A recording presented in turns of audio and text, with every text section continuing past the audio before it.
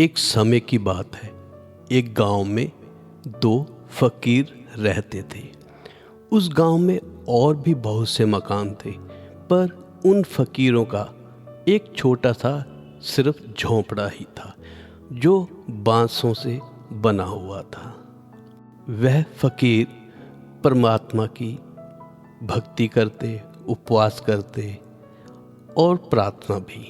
एक दिन ऐसा लगा कि आज बहुत तेज बारिश आएगी, पर बारिश से पहले बहुत तेज हवा आई। दोनों फकीर घर पर अपने झोंपड़े में नहीं थे। हवा इतनी तेज थी कि उनके झोंपड़ों की छत जो थी वो आधी उड़ गई और दूर जाकर कहीं गिर गई। इतने में एक फकीर आया और उसने अपना माथा पटक लिया। सोचने लगा कि परमात्मा भी कितना निर्दयी है।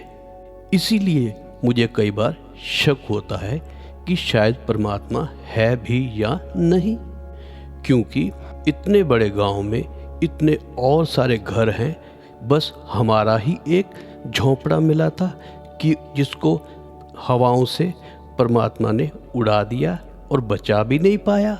हम हर रोज उसकी प्रार्थना करते हैं, उपवास रखते हैं, कभी किसी का बुरा नहीं करते, तो हमारे साथ ऐसा परमात्मा ने व्यवहार किया।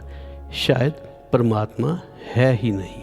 इतने में दूसरा फकीर भी आ गया और पहले फकीर ने दूसरे फकीर से कहा, देखो, परमात्मा ने हमारी झोपड़ी की आधी छत ही उड़ा दी।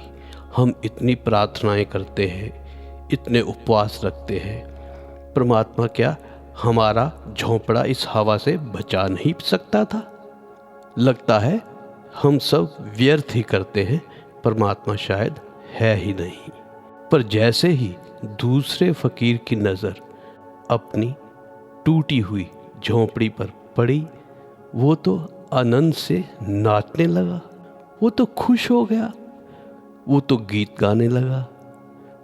पहला फकीर बहुत हैरान हुआ। उसने उस फकीर से कहा, तू कहीं पागल तो नहीं हो गया? हमारे झोंपड़े की आधी छत उड़ गई और तू नाच रहा है। अब बरसात आने ही वाली होगी, रात भर हमें बरसात से कौन बचाएगा?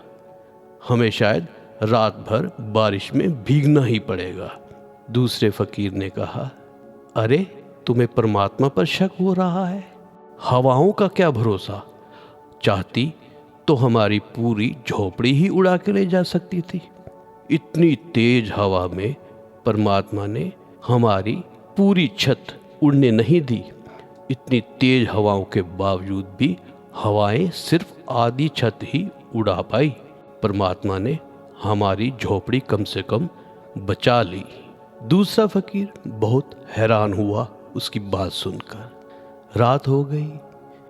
उस रात उस फकीर ने परमात्मा के नाम एक पत्र भी लिखा कि हमें तो पता ही नहीं था कि आधी छत के नीचे सोने में इतना आनंद हो सकता है। अगर हमें ये पहले पता होता तो मैं तो आधी छत खुद ही तोड़ देता, क्योंकि इस छत में नींद आ जाए तब भी बढ़िया। आँख खुले तो खुले आकाश में इतने तारे देखने को मिल रहे हैं, और अगर बारिश भी आ जाए तो थोड़ी बारिश की बूंदों में भीग भी जाएं। बड़े मज़े में सारी रात बीती। उधर दूसरा फकीर पूरी रात सो नहीं पाया और रात भर परमात्मा को कोसता रहा। दोस्तों, घटना तो एक ही थी, देखने वाले आदमी दो थे। सिचुएशन एक ही थी, देखने की दृष्टियां दो थी। कौन सी दृष्टि आपकी है, आप विचार करना।